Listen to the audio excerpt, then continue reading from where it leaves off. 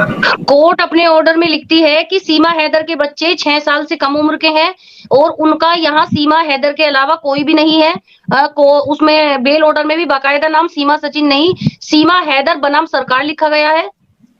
और सर वो कहती है कि 6 साल से कम के बच्चे हैं, इस वजह से सीमा हैदर को लोअर कोर्ट से ही बेल ग्रांट कर दी जाती है। सेक्शन लगा हुआ है उनके ऊपर 120 बी का, जो हमारे यहाँ का है, वो एक बेलेबल ऑफेंस है, इसलिए लोअर कोर्ट से उन्हें बेल मिल चुकी है सर।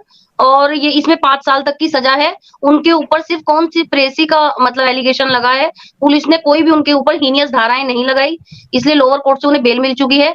30-30 हजार के जमानती मांगे गए थे, जो गारंटर बोलते हैं, तो जमानती उन्हें किसी ने जमानत नहीं दी, उन्होंने 90,000 का बेल बॉन्ड भरा था, 30-30 हजार का ईच। अच्छा, एक चीज सवाल यहाँ पैदा ये होता है कि चले उनके जो छोटे-छोटे बच्चे थे, कोर्ट ने बच्चों की वजह से उसको बेल दे दी। नित्तरपाल साहब और उसके बाद फिर सचिन को किस ग्राउंड पे बेल मिली है? उनकी वजह से तो ये क्राइम हुआ ये। सचिन ने के फादर ने और सचिन ने ये लिखवाया है कि हमें तो पता ही नहीं था कि सीमा भारत आने वाली है, और ये अचानक से भारत आई, हमारी सिर्फ इतनी गलती है कि हमने इसको शरण दी, हमने इसको शरणार्थी बनाया, इसका साथ दिया, ये हमारी गलती है, अदरवाइज कोई भी हमारा हीनियस क्राइम नहीं है। इस बिहाफ पे उन्हें बेल मिली है।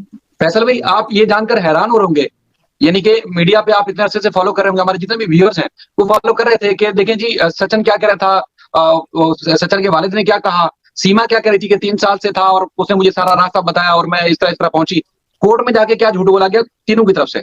अच्छा, यही मुसीबत यहाँ हमारे अदालतों में भी होती है, ये वाली जो आप बता रहे हैं ना, ये झूठ बोल के कि हमें तो पता ही नहीं था, ये अदालतों में, पाकिस्तान की अदालतों में यही कुछ होता है। तो आप अंदाजा लगाएं कि अदालतों को किस तरह लोग गुमराह करते हैं, उसका बेनिफिट ले जाते हैं।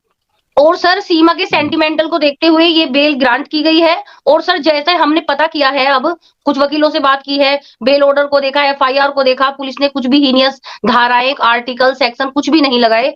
तो सर अब ये जो अगर हम लोग कोशिश करें, या गुलाम हैदर भाई भी, मेरे पास उनका वॉइस नोट आया था, वो भी साथ देने के लिए तैयार है।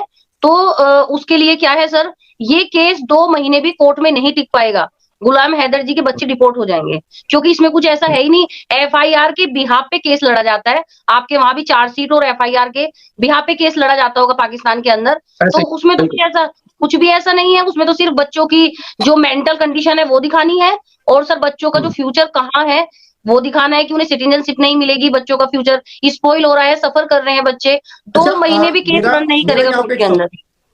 एक सवाल है मेरा, क्या इंडिया में या दुनिया में कहीं भी इलीगली जब आप बॉर्डर क्रॉस करते हैं तो ये कोई हीनियस क्राइम नहीं है? मतलब नहीं सर, ये हीनियस क्राइम के अंदर आता है, लेकिन कोर्ट हमें उस बिहाफ पे बेल देती है जो थाने वाले, जो हमारा संबंधित थाना होता है, हाँ, जो एफआईआर होती है, वो उसने किस धाराओं में केस दर्ज किया है, तो कोर्ट तो उसके बिहाफ पे बेल देगी। इंडिया में किसी ने उसके इलीगल आने पर कोई केस नहीं किया, वो आ सकती है, इलीगल आ रही है। फैसल भाई, ये आप बात शायद समझ नहीं रहे। एफआईआर में जो सेक्शन पुलिस लगाएगी, जो इन्वेस्टिगेशन अफसर होगा, जैसे एफआईआर में सेक्शन लगाइए कोई केस ने ये क्राइम किया है, यानी कि इस सेक्शन के तहत क्राइम किया है, वो क्राइम को लेके, उस एफआईआर को लेके जब मुल्जिम और अक्यूज को साथ अदालत लेके जाता है, तो अदालत तो उस चीज को देखेगी कि पुलिस ने क्या लिखा है उसके ऊपर, बेल बनती है या बेल नहीं बनती है, अदालत उस पर फैसला करेगी। लेकिन हम सब ये हैरान इस बात पे कि मीडिया ने किस तरह वाविला मचाया हुआ था। अगर बाकी इन्वेस्टिगेशन में कुछ नहीं था तो फिर आज तक कितना कुछ सामने आया, क्या कुछ कहा गया, वो आप खुद बताएं किस तरह था। बिल्कुल सर, मानती हूँ मैं इस बात को, लेकिन बेल ऑर्डर में यही लिखा हुआ है, बाकायदा कोर्ट की स्टाम्प लगी हुई है, हमने कोर्ट से निकलवाए हैं, हमने कोई इंटरनेट पे से डाउनलोड नहीं मारे, क्योंकि इंटरनेट पे तो 1000 तरह की चीजें पड़ी होती हैं। अब देखिए सर, यही है। और सर ये केस 2 महीने भी रन नहीं कर पाएगा, बच्चे डिपोर्ट हो जाएंगे, इजिली मिल जाएंगे, बहुत सस्ते में मिल जाएंगे। ये भी मेरी बात है। यही वाली बात मैं आपसे पूछना चाह रहा था कि गुलाम हैदर साहब से आज वॉइस नोट के जरिए आपकी बात हुई है, तो वो क्या कहते हैं, क्या करने वाले हैं? और दूसरा ये कि जिन ग्राउंड पे उसको बेल मिली है, तो इसी ग्राउंड पे वो डिपोर्ट भी हो सकती है। कोर्ट अपने ऑर्डर में लिख रही है ना ये अदालत। बिल्कुल ये चीज लिख रही है। और सर उसमें ये भी है कि बच्चों के फ्यूचर को देखते हुए कि उनका माँ के अलावा भारत के अंदर कोई नहीं है, इसलिए इसको बेल दी जा रही है।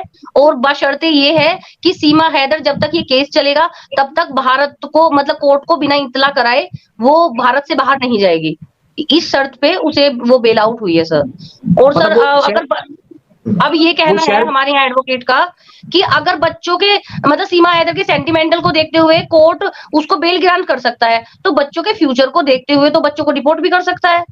देखिए, एक चीज है ना, जैसे मीडिया पे आया, पुलिस ने एफआईआर में कुछ लिखा और उसने क्राइम ज्यादा किए हुए हैं, तो उसके लिए अपोजिशन के लिए कोई जाएगा, कोर्ट में कोई चीज सामने जाएगी, तभी तो फिर कोर्ट अपना माइंड चेंज कर सकती है। बिल्कुल बिल्कुल सर, बिल्कुल। तो गुलाम हैदर ने क्या कहा आपको?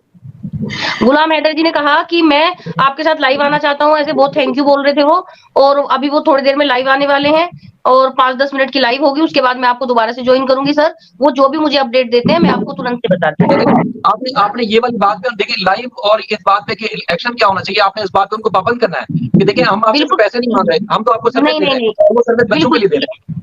इसी बात पे मैं उन्हें कन्विंस करूंगी सर।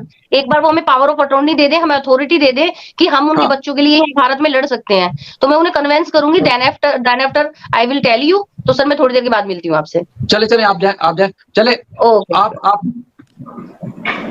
कविता जी। मैं ऐसा बोल रही हूँ कि जैसे साक्षी मैम बोले, लेकिन इसने तो अपना बसेरा कर दिया है, अपना रूम बना दिया है, अच्छे से उसके लिए सामान सजा दिया है, वॉशिंग मशीन भी लेके आई है, उसका तो जैसे ना बसेरा बन ही गया है। वो मुझे ये जानना है वो कौन सा कॉन्फिडेंस लेवल है कि वो यहीं रहने वाली है, उसने अपना बसेरा बसा दिया है। हाँ, ये तो सब इस बात पे हैरान है। Can anyone answer this?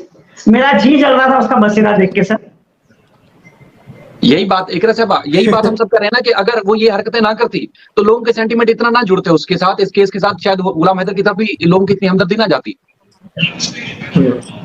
शायद भाई बिल्कुल ऐसा ही है। और इसके अलावा जो इनकी वीडियोस आई सचिन की बच्चों के साथ, स्पेशली बच्चियों के साथ, तो वो बड़ी मतलब डिस्टर्बिंग थी और लोगों के पे जो सेंटीमेंट्स थे वो और भी ज़्यादा हर्ट हुए, क्योंकि हम मुसलमान हैं और वो नामहरम है और वो कैसे नाजेबा तरीके से बच्चियों को टच कर रहा है, गोद में बिठा रहा है।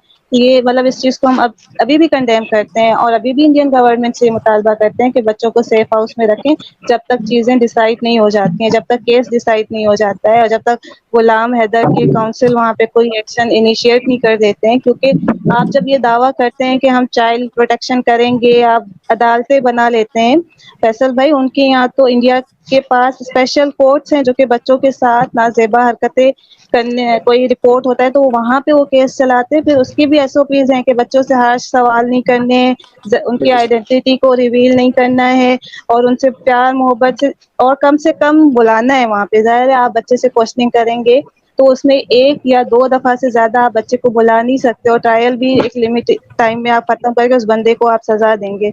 जब इतने सारे आपके दावे और उस कोर्ट को चलाता भी सेशन जज है और आपको पता होगा कि वहाँ पे भी वही कंसेप्ट है, सिविल फिर सीनियर सिविल जज और फिर जाके सेशन जज की बारी आती है। तो इतनी हाई लेवल का जब जज वो बैठेगा तो आप समझे उस कोर्ट की क्या अहमियत होगी।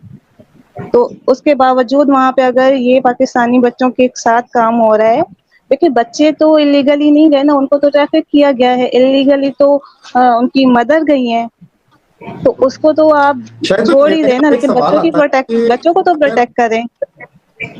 अगर डिपोर्टेशन होती है, मैम कविता एक मिनट, अगर डिपोर्टेशन होती है तो क्या इनको पाकिस्तान डिपोर्ट किया जाएगा या इनको नेपाल डिपोर्ट किया जाएगा? क्योंकि कई कंट्रीज में लॉ ऐसे होता है कि जिस बॉर्डर से आप इंटर हुए हो आपको उसी बॉर्डर से बेदखल कर दिया जाता है, और बाज कंट्रीज का ये लॉ होता है कि आप जो आपकी जो होम कंट्री है आपको वहां पे जो है वो बेदखल किया जाता है या डिपोर्ट किया जाता है। देखिए वो डिपोर्ट नेपाल में करें या कहीं और कर दें, लेकिन इंडिया से जब तक डिपोर्ट हो नहीं जाते तब तक उनको एक प्रोटेक्शन, उनको एक शेल्टर प्रोवाइड किया जाए, क्योंकि ये हिंदू मजहब में भी अलाउ नहीं है कि आप बच्चों को मोलेस्ट करें। कविता मैडम कुछ कहना चाहती हैं? हाँ सुनो, आपका सवाल है कि पाकिस्तान डिपोर्ट नेपाल, इकरा भी नेपाल से आई थी, उसको डिपोर्ट पाकिस्तान कहते हैं, पासपोर्ट पाकिस्तान का है, तो definitely there be deported Pakistan और हमारी बॉर्डर नजदीकी ये वाघा बॉर्डर, तो ये वहीं से डिपोर्ट होंगे। और दूसरी बात है, मैं इकरा मैम से जानना चाहती हूँ कि डिपोर्ट होने से पहले इनका कोई मेडिकल चेकअप होगा या कुछ होगा, या बच्चे अगर बोलते इतने सारे उनको जेंट्स लोगों ने पकड़ा है बराबर, तो मे भी किसी ने किसी बच्चे को छेड़ा हो, 3 बच्चियां हैं, कोई एक अगर सच बोल देती है हमारे साथ ये किया है, तो क्या इस ग्राउंड पे हमारे देश अपने पर रिस्पॉन्सिबिलिटी लेगी या कोई इनके पास सजा होनी चाहिए?